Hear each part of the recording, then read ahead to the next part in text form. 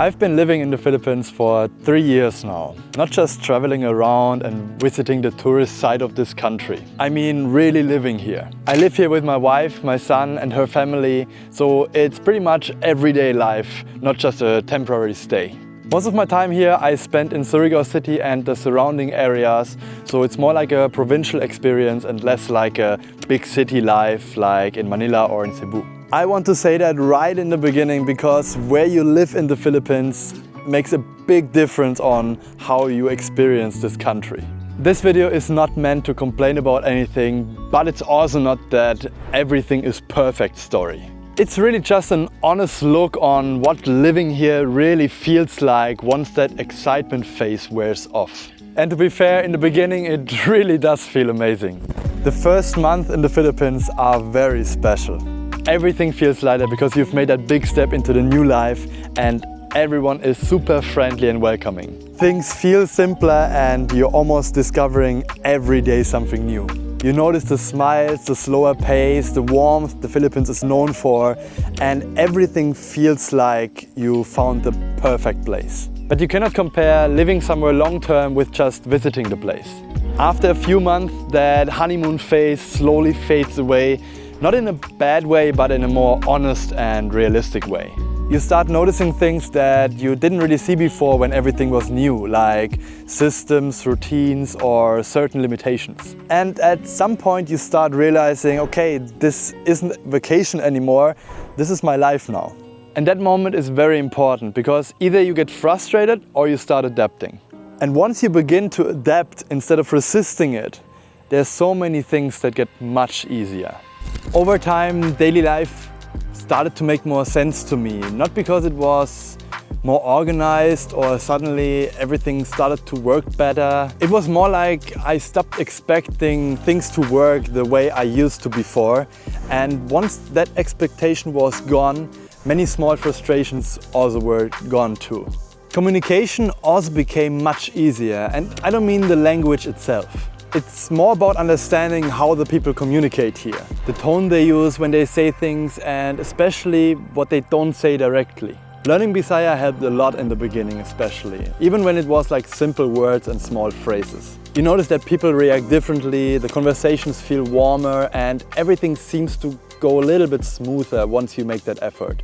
Over time you also become more patient and flexible because pushing or rushing things never really helps anyway. It mostly creates just more stress. And without noticing it at first, my stress level actually went down. Life here isn't rushed like, for example, where I come from in Germany, and things just need a little bit more time, and that was a little bit frustrating to me in the beginning. And at some point, that slower feeling doesn't really feel strange anymore. You just start adapting to it and stop fighting it. But that doesn't mean everything becomes easy. If this video helps you out or gives you a better insight of what living here in the Philippines is like, then a like and a share will help me more than you might think. One of the biggest ongoing challenges, especially in a provincial city like Surigao City, is the infrastructure as well as how things are implemented. There are plans, there are ideas, and there's definitely intention. But the execution can be sometimes slow or uneven. Roads take time, the internet can be unstable, and water and power interruptions happen. And projects don't move as fast as you expect if you come from a more structured system. And on top of that, you also have to deal with the climate. Typhoons, heavy rain, flooding, even earthquakes. All of that plays a role on how things work here. Sometimes plans get delayed because the weather doesn't allow them to move forward. And that's just part of life in this area.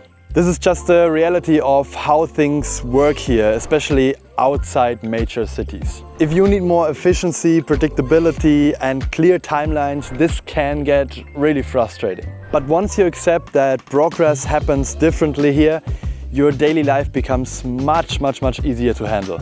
And another thing that really shapes your experience living in a place like this here is being a foreigner in a small city. In a provincial city like Surigao City, you are very visible. And that's something you notice over time. People recognize you, they remember you, and you don't really blend in like you might would in a big city. This can be a good thing because it creates a sense of being familiar with the people but it can be also challenging at times.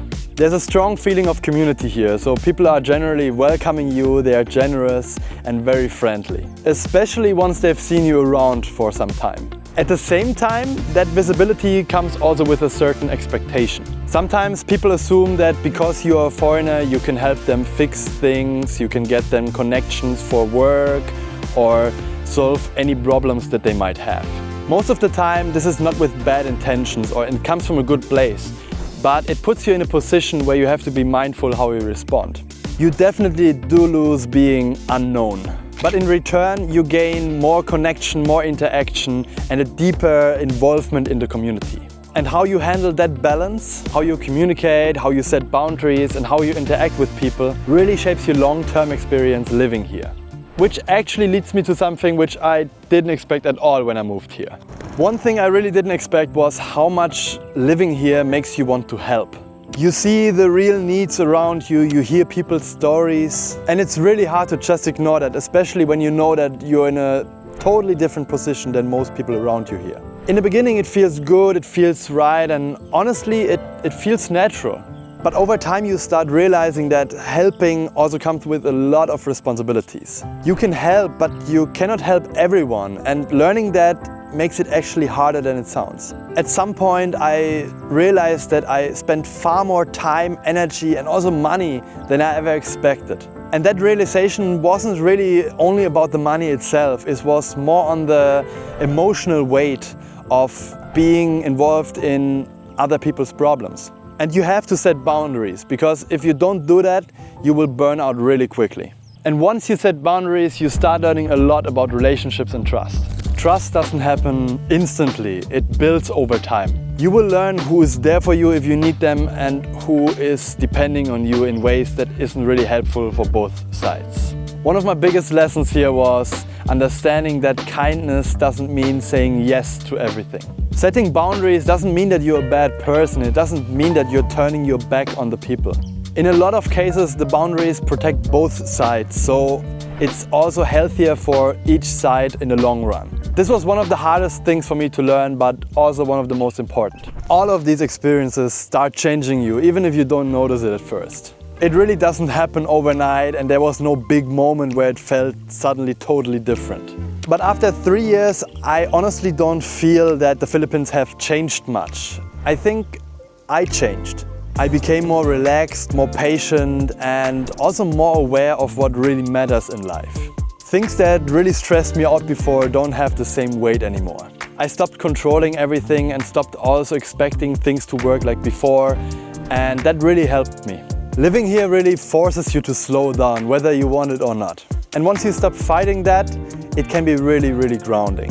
It makes you really rethink your priorities, how much stress you really want in your life, and what you really need to feel okay and balanced. For me, that shift didn't make life perfect, but definitely more manageable and more real. And that brings me to something that is really important for me to say, especially if you're considering living here. I do think it's very important to be honest about this. This life is not for everyone. If you need the perfect system, the strict schedules, the clear timelines, living here long term can be very challenging for you. There will be moments where things don't go as planned, the processes take longer, or where you have to accept uncertainty. And if you come here with the mindset of saving people, fixing problems, or somehow changing everything around you, that way of thinking will eventually break you. It creates pressure, disappointment and unrealistic expectations, both for you and also for others. But if you're patient, flexible, open-minded and willing to adapt, life here can be very fulfilling. It's not easy every day and it's definitely not paradise all the time. But it's honest. And for the right person, that honesty makes it worth it. And after spending the 3 years here, that's really the biggest takeaway for me. So that's probably the best way how I can describe what living here is like for me. When I look back at these 3 years, this is what really stayed with me. After 3 years, I don't see the Philippines as perfect. I see it as complex, real and very human. And personally, that's why I stayed. If you're interested in also behind the scenes moments, daily life and my life here in the Philippines, I share a lot of that on my Facebook page. The link is in the description. And if you found this video helpful or interesting, you could really help me out by liking the video, maybe showing it to someone who might need it, and subscribing to my YouTube channel for more daily life here, content living here in the Philippines and my experiences. Thank you so much for watching, I really do appreciate it.